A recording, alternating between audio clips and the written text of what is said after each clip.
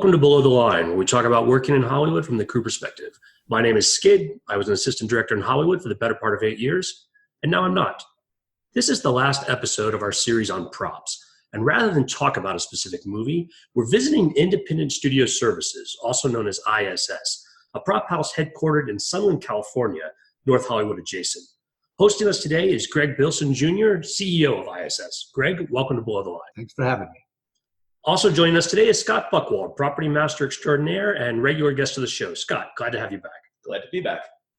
Today we're recording on site after having done a tour of the prop house, and there's all kinds of questions that brought up that I want to share with our listeners. But first, let's set some context. ISS is, by every measure, the largest prop house in the world. Gregg, tell us a little more about your company. Well, it didn't start off that way. It started in my dad's garage in Culver City with just a few props. And it has now grown into one of the largest. I'd rather focus on the best. If you do a good job, the size takes care of itself. But we are now in 11 states in the US as well as the UK. And we supply props to commercials, TV, feature films of every possible size and budget. And about how many full-time employees do you have with the company? That fluctuates, but full-time we have about 180 people with the different companies. And I read online that you have more than 1.5 million props. I mean, to give some sort of sense of scale, we've just been through a full warehouse, but this isn't all of your props. How do you give someone a sense of that scale, just how many props we're talking about? We give somebody a tour like you just had.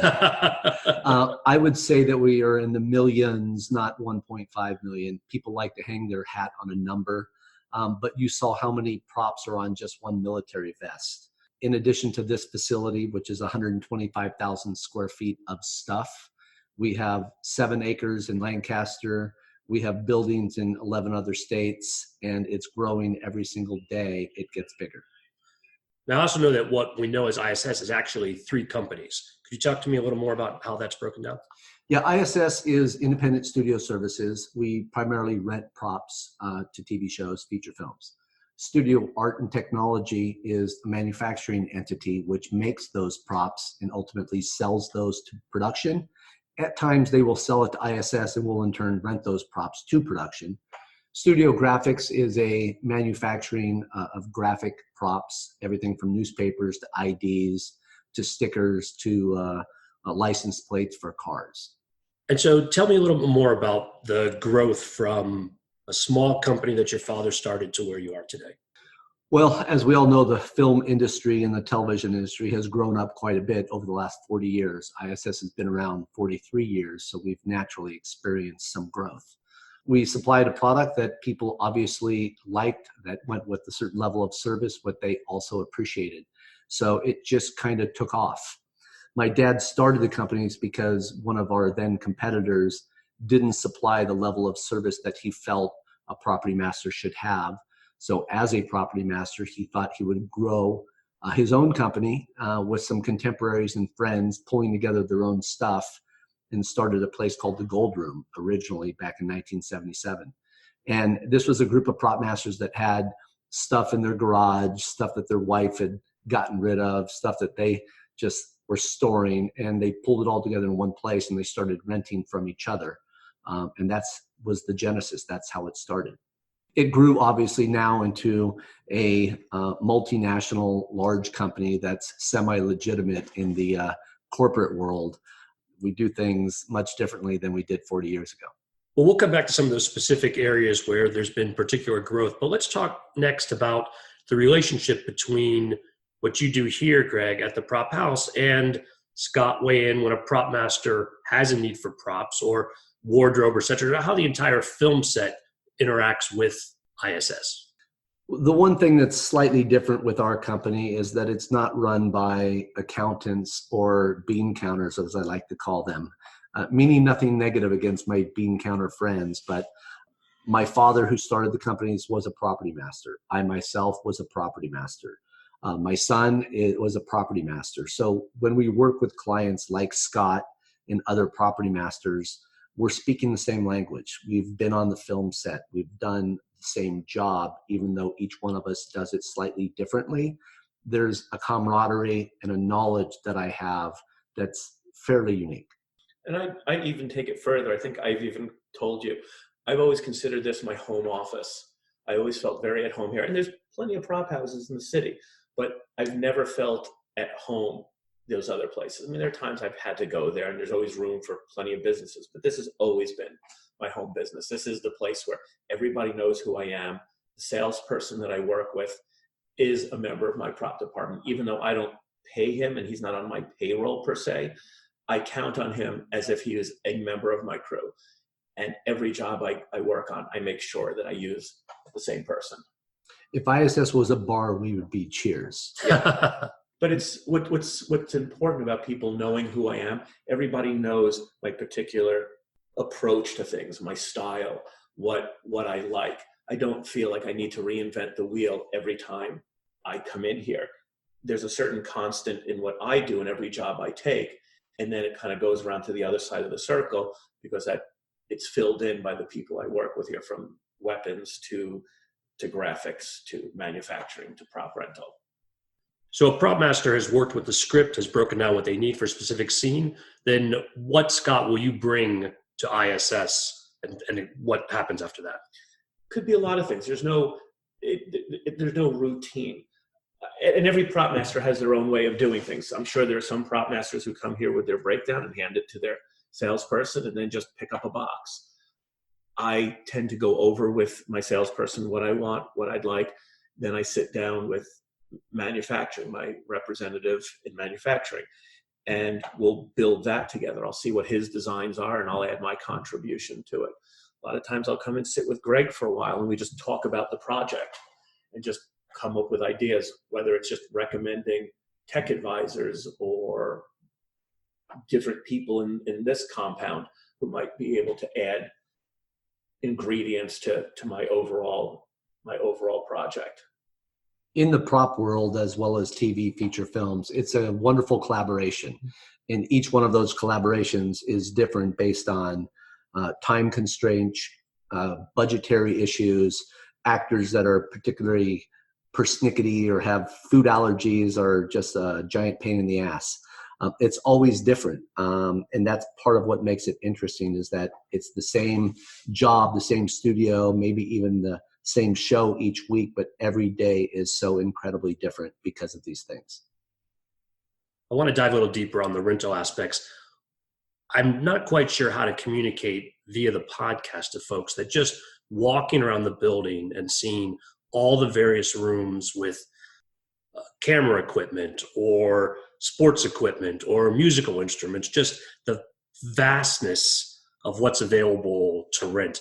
Tell me more to give folks a sense of just the scope of what we're talking about here. It starts off as basic as somebody needs something. I have it. I want to rent it to you. I'm going to make it make more sense for you to rent it than to buy it. If you need it for 6 months, and some people think that, well, I should just buy it because I'm going to need it for so long. I'm going to make it make more sense for you to rent than to own. If it's a brand new Apple X3000 watch that is the newest, latest and greatest, I will go buy that and I'll rent it for a week and I'll keep it forever. And so again, when we're talking about 40 years, I imagine this has grown over time as far as collecting and adding things to the items that are available. Yes. And the funny thing about the length of 40 years ago when we were acquiring things, we acquired things at a garage sale or a swap meet. Now with one click of a mouse button, I'm on eBay and I'm shopping the world over. And those items I picked up for pennies on the dollar at the garage sale now sometimes are very collectible and are actual antiques. And we have to completely change the evaluation. I may have purchased something 40 years ago that was $20. That's now worth $2,000. And the show may want to use it and break it over somebody's head. So you have to take all these things into consideration when you're renting a prop out. You can't become a personally or emotionally attached to anything. It's ultimately going to get used harshly, and possibly even destroyed. Sounds like every rental agreement has to be tailored to the specific situation that is being involved in the prop. Yeah, it's entirely possible you send 100 of something out and it's a war film, and 20 of those people in that war film get horribly damaged, they're killed, and there's effects and there's squibs, and that just happens. You have to take that into consideration. Like I said, you can't become so attached to something. You can't send something out and put it into somebody else's hands and expect it to come back in the same condition. It's going to get used. With that said, my biggest nightmare, and it's happened several times over the years, I have producers and directors that want to put something of their own into the movie because they want to see it become famous, or it's a way of collecting, and a lot of times it's something personal to them. When I did Mad Men, the producer of that wanted to put in his mother's some glass bowl from a wedding gift, and nothing happened to it. But I told him, I said, it's a bad idea. I said, you should never put anything in that money can't replace. I mean, here, if something gets paint on it or gets broken or gets lost or gets stolen, we just put a loss and damage and we pay for it. I would never want to have something that became emotional, and it's something we really have to watch out for. And it's a big mistake. I would never put anything from my own home into it that if it got lost or stolen, that money just couldn't replace.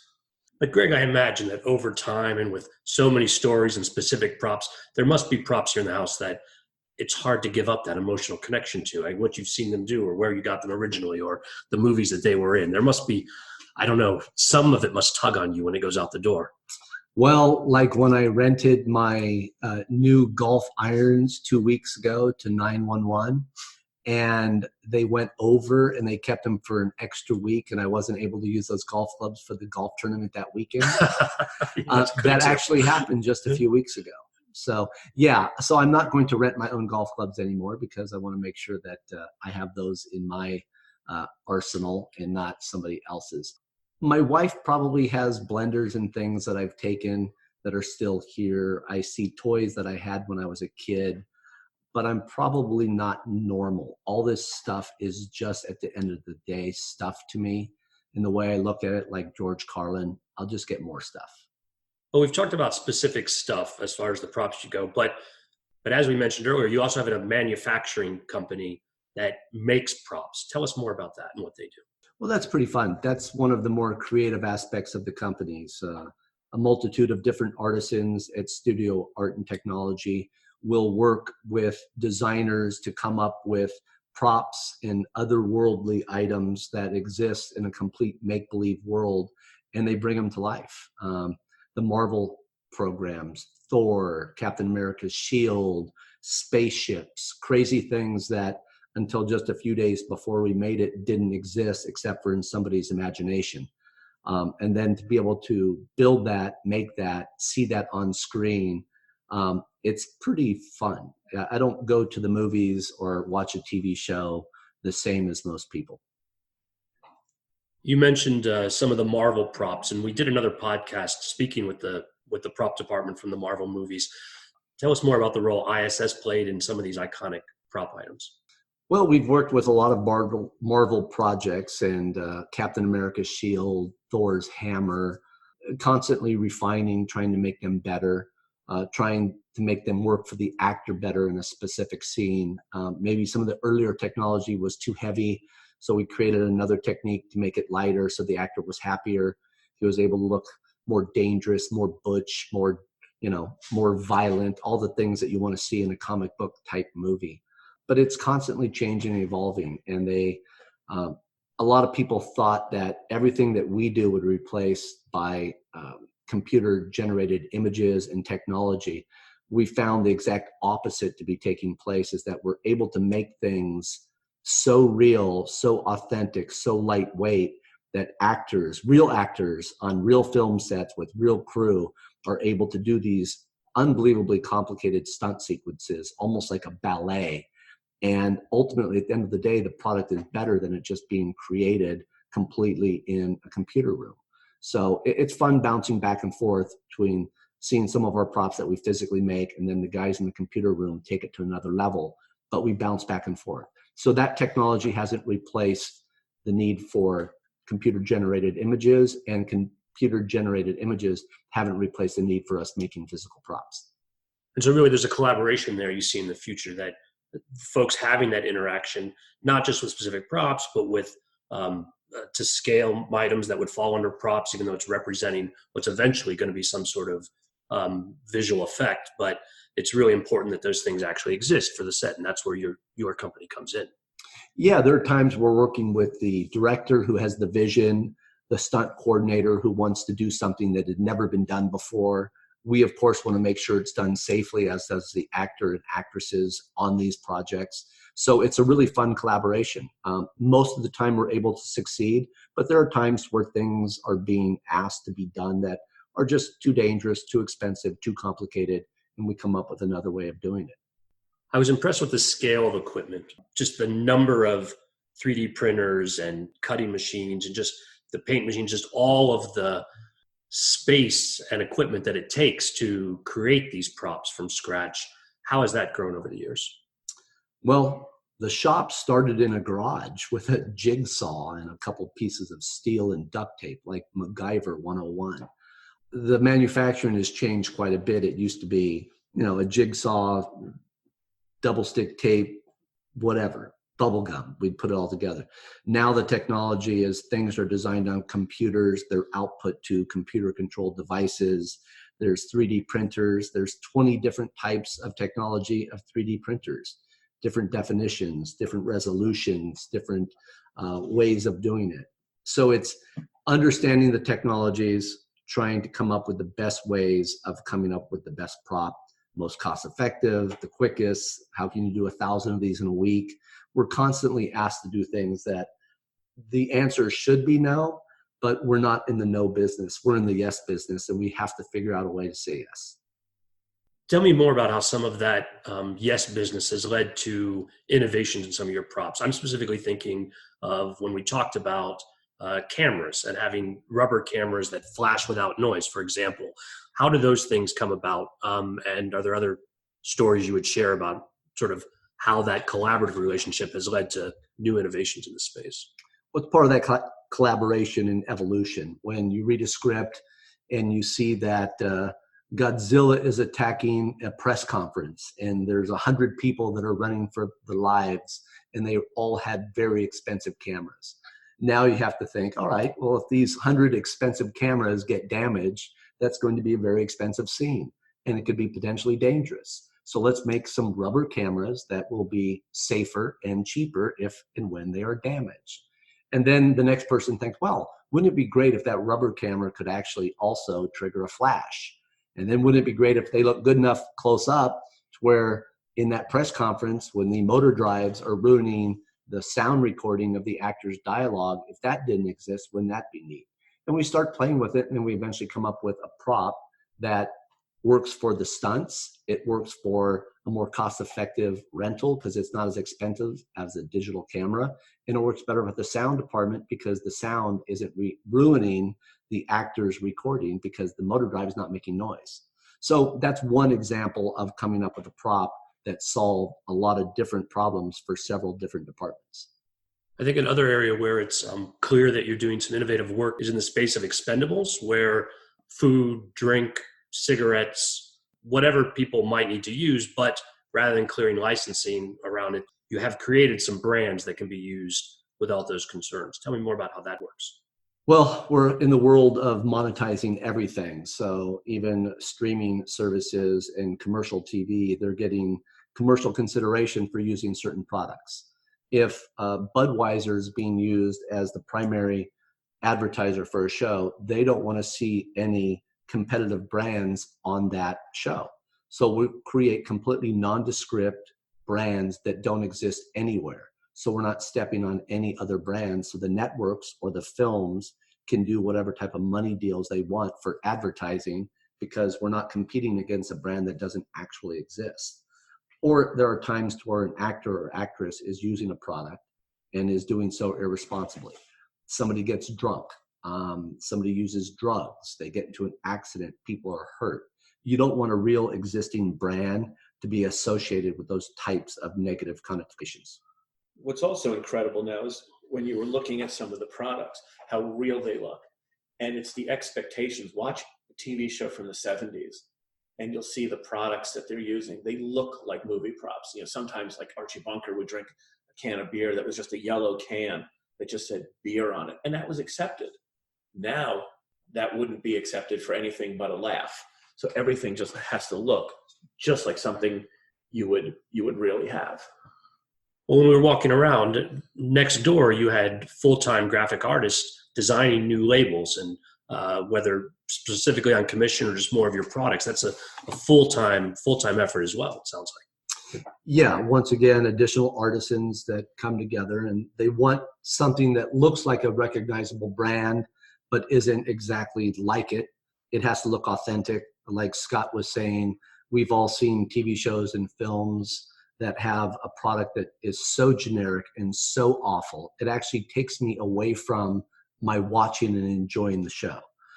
Granted, I'm probably not your typical viewing audience, but when I see something that stands out, and unfortunately with our craft, the only time sometimes we are noticed is when we do something that isn't very good, or it's a mistake, or something that looks bad.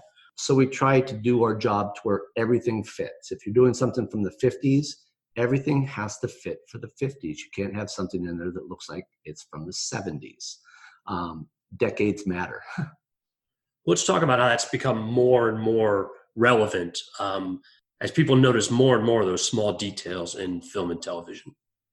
Well, we have in our film and television industry now the super fan, and it's kind of a takeoff from HD and the fact that nothing is background any longer. Everything can ultimately be blown up to see every glorious detail. So you used to, back in the old days when they did things on film, something that was 100 feet from camera, you could have a Roman movie to where somebody was walking through with a Pepsi can. They wouldn't know the difference because they wouldn't see it.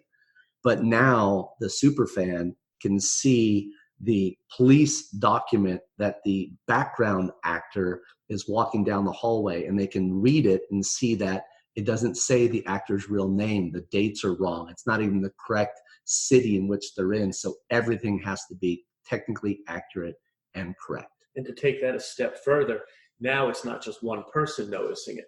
Now, if a movie comes out and it takes place in Roman times and someone's wearing a wristwatch, that person who notices it is going to put it up on some kind of bulletin board, or it's going to go up on IMDb, or like what happened with Game of Thrones with the coffee cup. It ended up on every major news channel.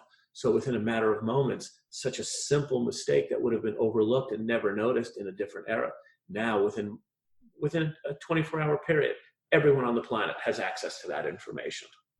And some savvy producers are actually placing Easter eggs in different TV shows and feature films that give those super fans a little insight on what might be happening on next episode, or a spin-off, or just something that they can talk amongst their friends with.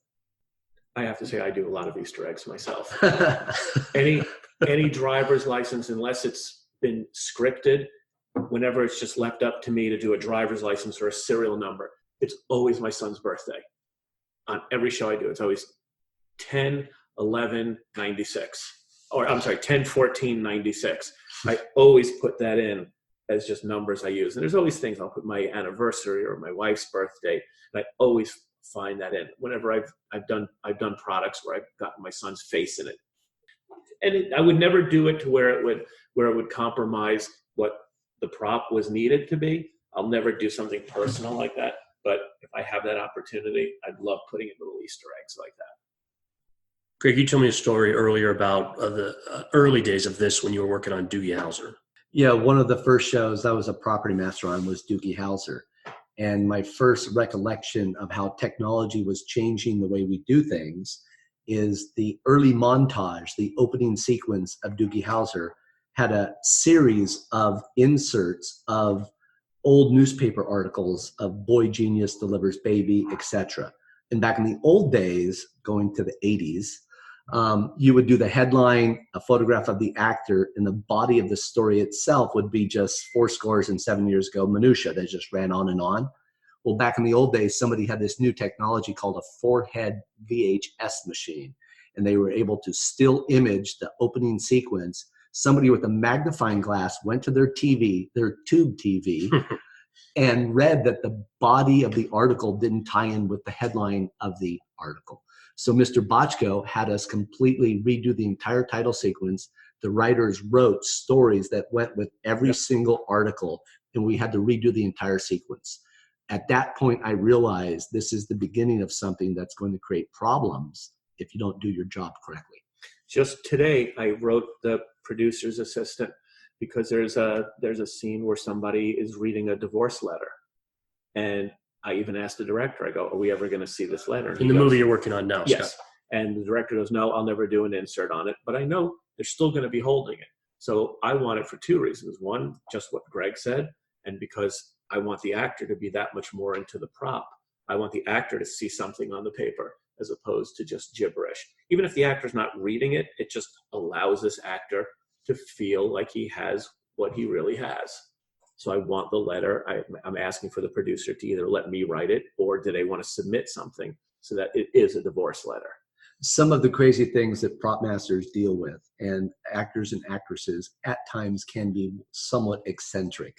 And when you have a very serious method actor or actress, I once had an actress on a TV show that wanted to make sure that the briefcase that she was walking with down the hallway had the correct legal paperwork in it, because that was supposed to be her job. The briefcase never opens. It's not a story point, but we had to make her happy and put legal paperwork in the briefcase that she was only walking with. And I worked on a show that the showrunner wanted every single drawer in the house to have underwear in it, socks in it. The drawers were never opened, but everything had to have it. So if he came onto the set and he pulled a drawer open, that the house was functional. Forget the fact that if he looked up in the air, there was no ceiling in the room. It was just a lighting grid. That wouldn't take him out of it. But every drawer, he would go into the kitchen. He wanted forks and knives in there. So we simply smile and do the best we can and tell them that there's legal paperwork in that briefcase. Was there underwear in every drawer, Scott? The set decorator, yeah. The set decorator went and did that. Had to go through the whole house. I just bought some of it on eBay. Following up on the manufacturing side, and with these issues of copyright and licensing, what are some of the challenges of even making props as far as the licensing and other legal issues are involved? Well, as we access artwork, fonts, we make sure that everything is duly and properly licensed to us as a company for commercial application. Our artisans and our employees all sign non-disclosure agreements, and they agree everything that they manufacture can then be sold and or rented to the studios in all perpetuity. The amount of paperwork and legal ease that goes into renting sometimes a simple police badge would boggle the mind. Seriously boggle the mind. I get script, when a script comes out, the first thing I'll get, before I even contact Gregg about what I need, I will get pages and pages of legal notes. They've gone through the script. They'll give me their limitations. On Queen of the South, we actually got a note from the attorney, which our line producer had to go against, that they said the only font that we are allowed to use in this show for any graphics, signage, anything is Courier. Very basic font. That was it. Only one font for the entire show. And everybody just went crazy. And the producer had to call them up and said, we can't do that. And they said, well, you could take, on a computer now, you could take that font and you could bend it and stretch it and make it look different. Because for them, it's easier to say no than to try to find a way to say yes. Well, on that path to yes, I was also interested on the tour, Gregg, about some of the devices you showed with blinking lights and such, where they need a bomb that's going to go off or some sort of computer screen that's going to work. Talk to me about some of the innovations about creating what looks correct, even if maybe that's not accurate in some cases. Well, sometimes we have to design a prop to help tell the story. And if it's not sold in dialogue with the actor or actress, a bomb, for example, if you're seeing it count down and lights are blinking, most audience members know something bad is about to happen. But the reality with a lot of recording devices and other technology, it's a bunch of computer chips and a little black box. It really doesn't do anything. So unless something is said specifically via dialogue, you don't really know what's going on. So oftentimes you have to design a prop that will help tell that story along with the actor and the dialogue. But tell me about lie detectors, how they've changed over the years. Well, everyone thinks about a lie detector as being that super archaic rolling tape paper with the little ink wand that goes back and forth. And when you tell a lie, it starts spazzing out and goes crazy. Well, for about the last 15 years, all lie detector tests have been on laptops. But people are so tuned into the fact that that can't be a lie detector test because they don't have the little needles with the ink and the piece of paper. So we've taken old-fashioned lie detector tests to make them look modern, just so they can see the little ink going on the piece of paper, because people are so used to seeing that. And taking that point again, what you were talking about with the red lights, I'm always going back and forth with a producer. We'll sit at a production meeting and we'll talk about where to hide the bomb, because we don't want our hero to find it. The bomb, needs to be here, and art department needs to just rig it just right. And then it's all finalized with props. Make sure there's a blinking red light on it. Like, well, that kind of defeats the whole point of hiding it, doesn't it? Like, if you were trying to hide a bomb, and when you put a countdown clock on it, it lets your hero know how much time they have. At what point do they want to stop doing it and run out of the room? If you don't put the countdown clock on it and you don't put the blinking light on it, you won't be able to find the bomb, and you won't know when to escape, because you won't. None of that ties in, but it helps tell the story. It's a good thing for all of you that we use our powers for good and not for evil, because we know all the ways in which to get away with it. We just don't use it. Well, let's talk more about how props does touch so many departments, the expectations both of the property department to meet the expectations of other departments, and how ISS is a partner in trying to solve those problems. The prop department becomes the final period in every sentence. The minute any department can't figure out what it is, most notably costume, art department, set decorating, the minute they can't do it, it always falls in our lap. And that's, if there's one time where it's kind of hard to put your finger on just what prop does, it is for that reason. When you know what the costume designer does, they work strictly with costume. They really don't go off that lane at all. The set decorator is decorating the sets. But props, we've done everything from decorate sets to provide costumes, to provide weapons, to provide glasses. I mean, it's just everything. Well, for an example, you've got, I'll just use Woody Harrelson as an example. He's a renowned raw vegan actor. He's in a film to where he's using a machine gun.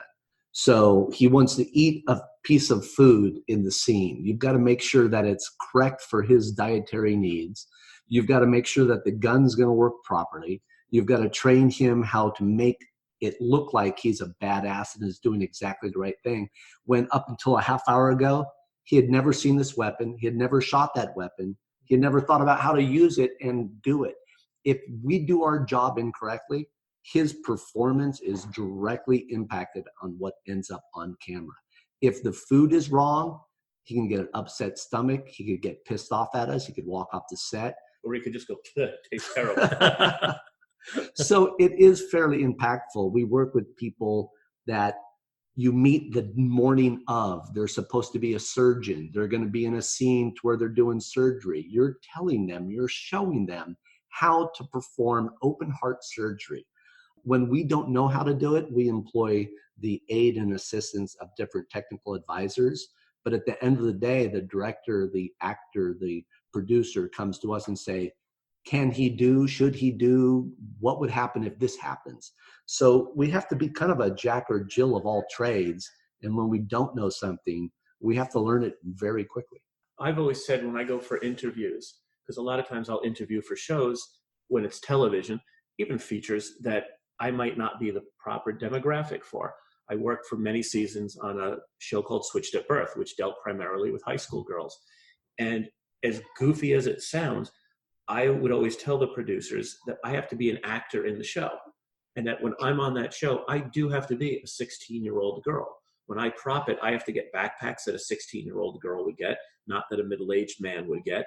I have to come in from an angle of the character that I'm portraying. And when I'm playing the parents, then I have to be the parents. And everything has to be correct. You really have to get into the heads of the actors that you're propping for. Part of the reason I was hired as the prop master on Doogie Howser MD is I was a 24 or 25-year-old prop master. At that time, most property masters were 50, 60, 70-year-old curmudgeons that were kind of cranky. I was a young guy because it was primarily a young cast, and they wanted somebody that would connect with the kids on their level. I want to talk more about weapons. You mentioned in the story about Woody Harrelson, him having a weapon and having to fire it. Now, even as we were walking around today, you're manufacturing lots of rubber weapons. So that's a big part of it. But you also have a full armory here on location.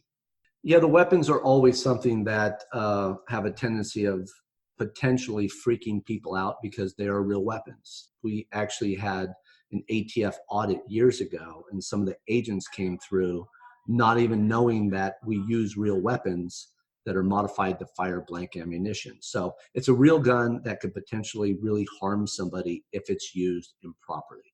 And some people in our generally liberal, more left Hollywood are kind of anti-gun, but they're supposed to be a badass in this film. So you have to get them warm and fuzzy with the gun. You have to show them how to use it. Depending on what city, state you film in, there are very specific guidelines on what you can and can't have. Certain types of weapons, NFA weapons, machine guns, destructive devices, the individual has to be specifically licensed to be able to own, possess, transport these weapons.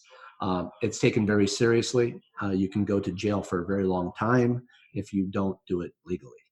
Well, tell me more about what's under your roof. I mean, all that expertise on weapons, both what's allowed in state to state, how it has to be done, the manufacturing shops. It's a huge and very impressive operation. The gun thing is a real beast because we're primarily located in California. As we know, California gun laws are rather stringent. ATF has never carved out the correct category for a movie armor. We're basically treated as SOT, FFL holders. A standard transaction for a gun dealer would be they acquire a gun, they sell a gun, their transaction's over. We acquire guns, we rent them, they come and they go, sometimes hundreds of times in a given year. So we're a very unique business model that ATF isn't really set up to handle. So we do our very best to make sure that we keep tabs on every single gun that we have. It is very complicated. We have guns from the 17th century on up to the 21st century, then even have to do futuristic guns. So it's never ending. We're basically making a weapon fire a blank, never designed to do so. So we're trying to make a weapon do something that was never intended to do and make it look cool, make the actors and actress look cool, make sure everything works, and at the end of the day, do it all safely and legally. Sometimes that's a very difficult thing to accomplish. Well, you had some unique weapons you showed me on the tour. For example, you had a Gatling gun. That is a working, firing Gatling gun. You had the weapons from Oblivion, the Tom Cruise futuristic movie, but that actually worked as weapons. What are some of your favorites, or the ones that come to mind, either whether you guys were directly involved in the development or the things that you've had to keep working order but actually don't exist in this time anymore? Futuristic guns are always fun because you're basically taking old technology and trying to make it look like something that didn't previously exist. Make it look cool, make it still function. Those are always a challenge. When you're putting coverings over existing weapons, you have to do so with the design in mind, where shells extract, the belt goes in here, the actor has to hold it, there's stunts involved, this part gets hot and could ultimately melt the material that you're using to manufacture. So there's a million considerations, and sometimes you succeed and sometimes you fail, but it's complicated, it's fun, and it's challenging. When a show is weapons heavy, and they're going to use weapons all the time, definitely police shows, do those companies rent then long-term for the course of a season, or are there cases where it makes sense for them to actually purchase and control their own weapons because they're using them so often? We rent long-term all the time. The guns can come back and forth. We can service them. We can make sure they can operate safely.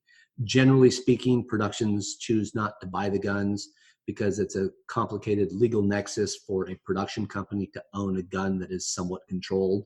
There's also, I'm sure, a lawyer whispering in somebody's ear about the potential liability.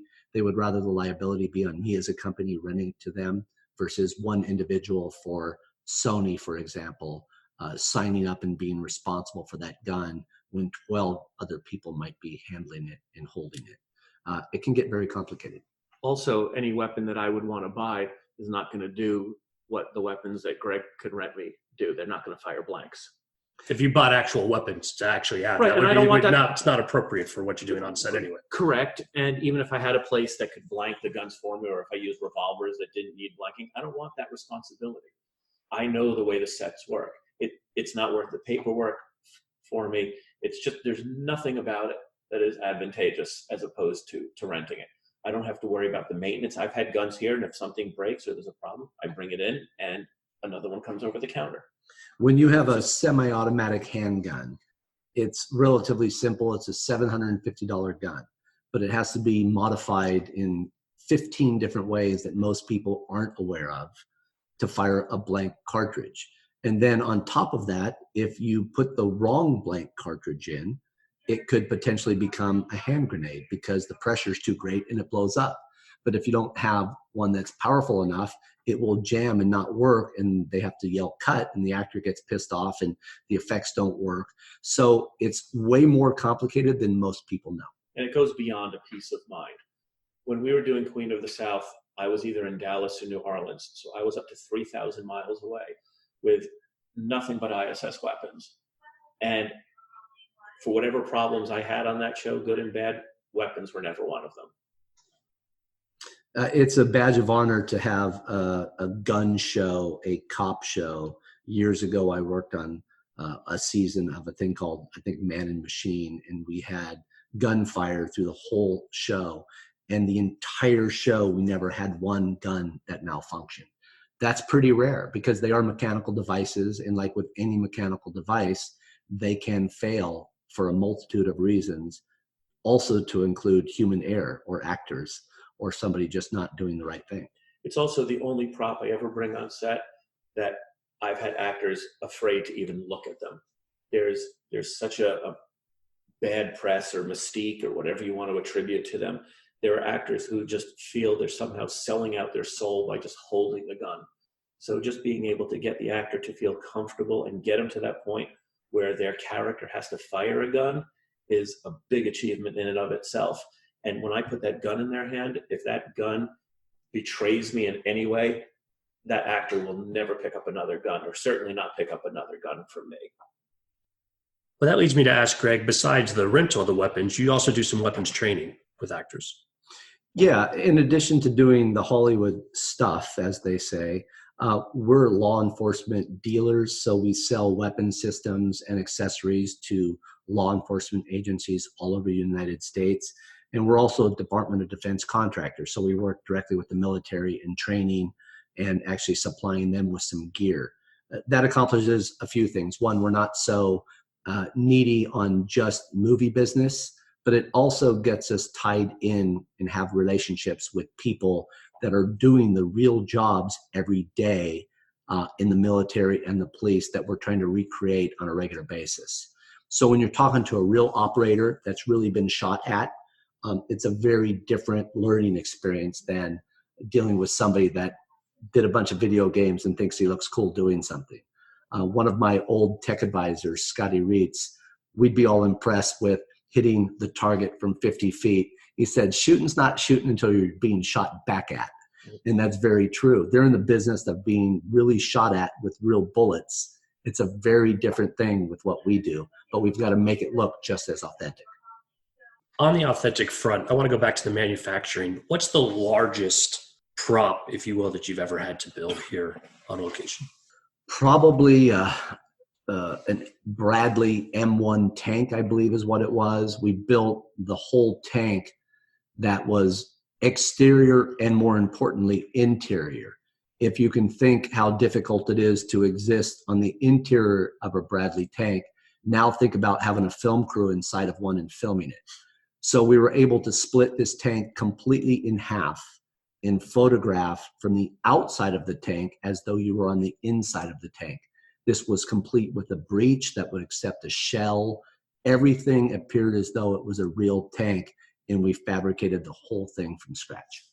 And on the other end, you also showed me some props where it looks like a real item, but in fact, you've redone the prop to reflect the actors that are going to be in the movie rather than the actual item itself. For example, album cover.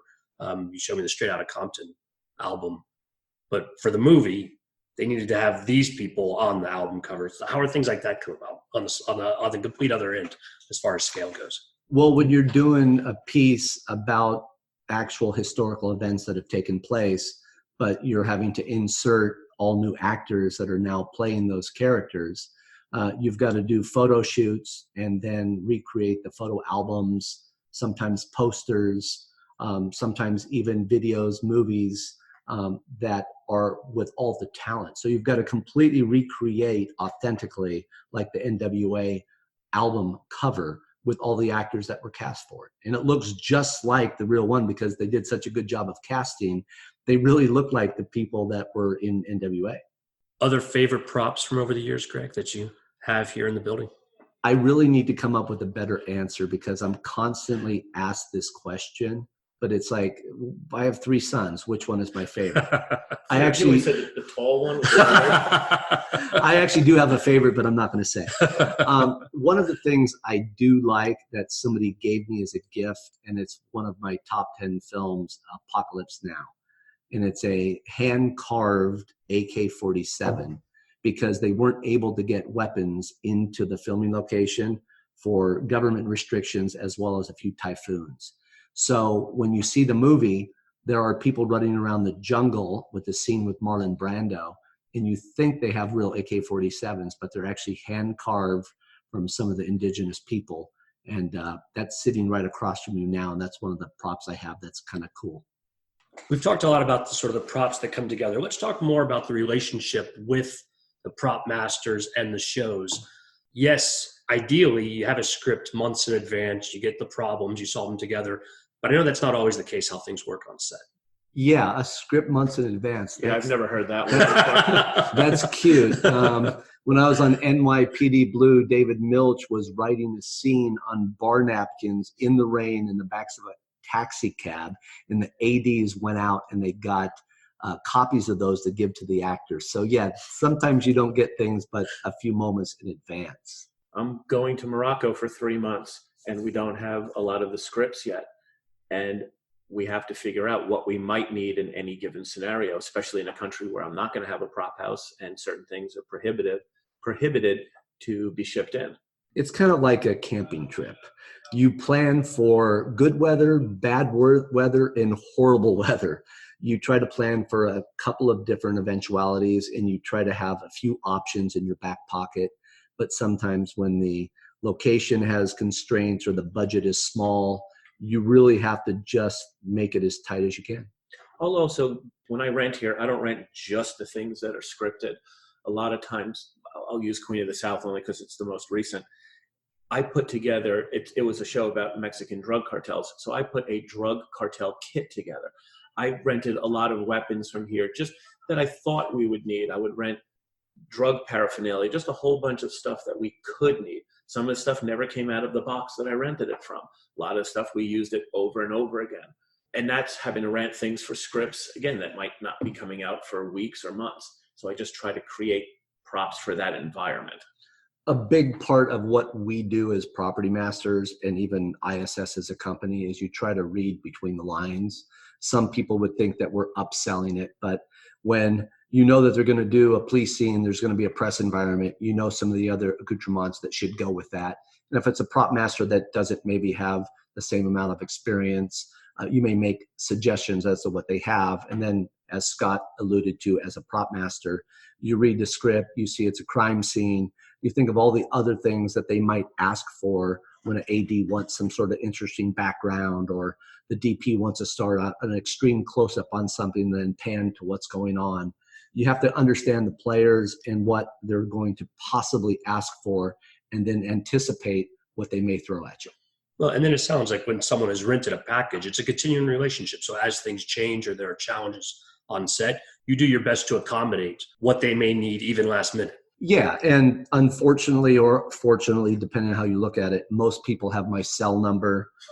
My son lived next door to the companies for a couple of years. He has a record on a Saturday of opening up 10 times to get people things that they didn't anticipate, or it became an emergency, or I opened up ISS at 3:00 one morning to get another 1,000 rounds of ammunition because the scene they didn't think they were going to shoot many guns turned into a war scene and they were shooting ammo and they ran out.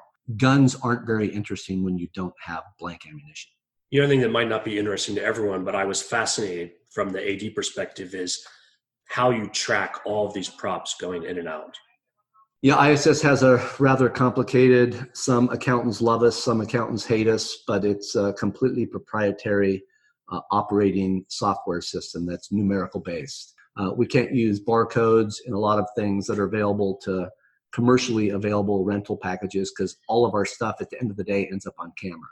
So you can't take the chance of a barcode that says ISS, as much as I would like the advertising, to end up on camera, because the prop master, the movie, the show, we all kind of look like buffoons when that happened. And we'd end up we'd be peeling off your barcode stickers all the time, and you'd get it back without the stickers on it. But even with the numerical system, it's not infallible. One time I can remember back in the old days, a film with Tom Cruise and Jack Nicholson, A Few Good Men. And the opening sequence was a group of military people doing their drill. And the military people stopped on the drill with their bayonet, and it was an extreme close-up of the Marine with this gun and the bayonet. And on the bayonet, I could see on the 70-foot screen, ISS.015974. And I realized at that moment, nobody else caught that, but I caught it. And that was a great form of advertisement, or at least a funny story to tell. So you're tracking everything by a number, but you're also taking pictures of every single item before it goes out the door. Yeah, once again, I'm dating myself, but back in the old days, we would use a Polaroid camera and sometimes even old-fashioned notes for continuity and where things were placed, etc. When we send props out in a certain condition, they'll come back bloodied, muddied, destroyed, damaged, half of what was there. And the prop master will say, it never came off the truck. That's the way I got it. So now, it really did come off. So we've pretty much heard every story before, because some of the stuff is becoming so expensive and the condition in which you keep it matters. We take a photograph of every single prop before it goes out. So when it comes back, we can show the prop master or the production company exactly now what it looks like and why it's not what was sent and why you now need to pay to have it repainted. Sometimes it has to be completely replaced. Well, and we're not just talking about a toolkit. We're talking about every tool in a kit, or a police vest has every single handcuff or reload or fake weapon, whatever it is, every single item has to be tracked.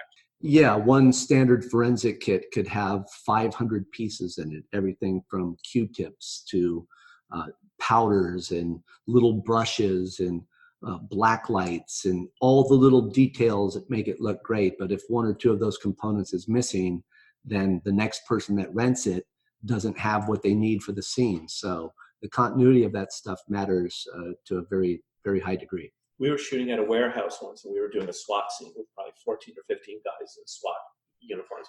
And it was an old abandoned warehouse. We were in Dallas, and I told our UPM that at night, it was a Friday night, I go, when we wrap, I'm going to need an extra 2 hours because I have a lot of stuff to count in. And she was like, well, can't you just look at it all on Monday during the day? I go, well, yeah, but then the trail has grown cold. I go, when this guy comes to me and he gives me his gun, I go, there's so many little things. I go, if a belt keeper is missing, there's a couple dollars. If he's left his gun, a lot of times we've had people come by and they go, oh, you know what?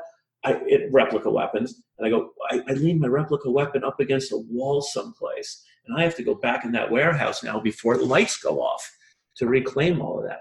So it's also, because I feel a sense of family in the way I said this is my home office. I want to get everything back. I don't want to just say, screw it, they'll just write an L&D. It's not coming out of my pocket either way, but I just don't feel responsible to have to send an order back with pieces missing. There's a liability element of that as well that is a real concern to both individual prop masters and studios and their lawyers. If a replica gun, even a rubber gun, is lost, or a badge, and that badge and that gun in combination gains access to somebody's apartment, and then bad illegal things take place from that point forward. Or if a child is playing with a replica weapon that looks so real that when the police officers roll up on that person, their first thought is, this kid has a real gun and we're going to shoot them because we fear for our safety. All those things have to be considered as something that if it goes horribly wrong, could lend itself to somebody dying or being hurt very badly. Well, it's clearly a huge operation, and I think not everyone appreciates all the moving pieces. And having prop masters, a shop that they can work with, you can see how it all comes together. But let's talk about the future. What are your plans, Gregg, for ISS going forward? I want to be a scratch golfer, and I want my kids to run it all. ISS is unique in the sense that I'm second generation within the company. My sons are third generation. So they're starting the transition into taking it over. It's a much larger beast than when I took it over. So the transition will take a little bit more time. But my sons are very adventurous and aggressive. And my oldest son, Hayden, would very much like to start creating his own content. Who knows, ISS streaming channel may be available to you soon, and we'll start creating some of our own content. Many of the things that are cost prohibitive for other people to use in a show to get all that production value, we have sitting on our shelves. We have the expertise and the people that can do it on a daily basis. So if you have a good script idea, bring it to me and we may make our first film or TV show with you. Interesting.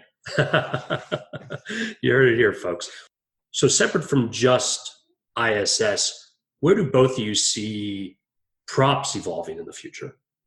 Well, ISS is owned by a local 44 property master, myself, Gregg Bilson Jr. I have 34 years in the business. I have 100,000 hours. And it's a shame to me that so many people, including some of the producers that hire us, don't know what a quality property master brings to the table. I would love to educate everybody on what an amazing craft the property master position is. I would love to be on a stage thanking my mom and dad for having me on the Globes, the Emmys, or the Oscars someday. I think we're an integral part of the collaboration of the art department that has largely been ignored. But that is partially our own fault. We're going to rebrand ourselves and re-educate people as to what we do. We have formed the Property Masters Guild. It is brand new. We're going to have our first award show in 2021. So if nobody acknowledges us, we're going to get together and we're going to have a really good party. And we're going to acknowledge each other and the great jobs that he and she have done on different TV shows, commercial and feature films. And I would love to say that someday the legacy is that we're now recognized, and I feel we should be recognized. Scott, you're doing it every day. What do you think? I totally agree. When you were taking the tour, we were looking at the Avengers poster, and I pointed out that whole poster is selling props. There's Thor's hammer. There's gadgets all over the place. There's Captain America's shield. The whole poster was about props. Yet prop master's name, not on the poster. Prop master would not, when that film would win, if that film wins any kind of award, a sci-fi award, not just an Oscar or an Emmy, the big ones, but there's a whole slew of more specified awards, all being supported and created by props. And it's not like the old days where back in the 50s or 60s, where you would go to the Warner Brothers prop house and just take things off the shelf just to kind of make it. I see myself now as the production designer of the prop department. Everything I do, even on the most basic of television shows, the props are designed and created. It's not just going to Target and buying things off the shelf. And even when I go to Target and buy things off the shelf, it's with a specific character in mind. There's nothing random about what we do. We put easily as much emphasis into our creation as any director of photography, any costume designer. And there are plenty of costume designers who don't actually make the costumes. They're going to various stores and using their creative eye and making a purchase and bringing them to the set. Very rarely have I done a show where everything is off the shelf. There's all these things you hear, things going back and forth. A lot of times producers are like, do we even need a prop master? Why don't we just get a PA to do it? And in a way, it's a very left-handed compliment because what we do comes across as so easy. And it's such a well-oiled machine that they think a PA could just step ahead and do it. And it's so beyond that. And I don't really blame people for that, because like Greg said, people need to be educated. Where they only notice what we do when our job goes wrong. Everybody just assumes that Thor's hammer, it's just Thor's hammer, it's just a shield. No one really thinks that that was created out of the mud of the earth, that that did not exist until someone had the vision and the prop master made that vision real. We are the Aladdin's lamp. We're the MacGyvers of the film set, damn it. We need to be recognized. Well, I think your plans for award ceremony are exciting. Hope you'll come back and talk to us here at Below the Line as that comes together. We'd love to see who you guys nominate in those first years and talk more about that. Greg, if listeners want to learn more about ISS, where should they go? Well, first of all, you know I'm passionate about the craft, so I am infinitely reachable. They can reach me through our website, issprops.com. They can reach me directly if somebody wants to get into this industry. We need more passionate people that are really into this. This isn't just about a paycheck. This is a job that you love doing. There are hard days, there are tragic days, there are long days, but I would not do anything more or differently than what we do on a daily basis. I couldn't agree more. And if people are getting into this job thinking about the paycheck, it took me many years of making $50 a day, working in the rain, working in the snow. Solely, my only payment was the passion of seeing my work on a movie screen or on the television screen, or someone saying, "Hey, Scott, I saw your name on the credits last night." It took a long time until I was making the kind of living that I could live a comfortable life and feel proud of the living I'm making. But I'm equally as proud of the job I'm doing now as when I was doing low-budget, non-union guerrilla films under bridges in New York City. Now Scott lights cigars with $100 bills. And I don't even smoke the cigars. They're not real cigars and they're not real $100 bills, but he still does it. Well, Greg, I have to say, to the credit of ISS, even touring your facility today, all of the folks that I met, clearly that passion is part of what they bring to the job here. And so very impressed. Thank you so much for your time today, guys. Hopefully it's been a lot of fun. Thank you. Thank you. Listeners, please share your feedback. You can send email comments to skid, S-K-I-D, at belowtheline.biz. That's B-I-Z. If you're an iTunes user, please rate us. It really helps us reach new listeners. And if you're on Facebook, you can find photos and other behind-the-scenes materials at Podcast Below the Line. Took a lot of photos today, and I'm excited to share it with you. Finally, you can follow the podcast on Twitter and Instagram. It's at Pod Below the Line. Thanks to Curtis Five for our music and John Wan for our logo. The logo is available on t-shirts, mugs, and stickers at redbubble.com. Listeners, thanks again for joining us. This concludes our series about the property department, and I hope you've enjoyed it as much as I have. We're going to take a short break, but new episodes will be available soon.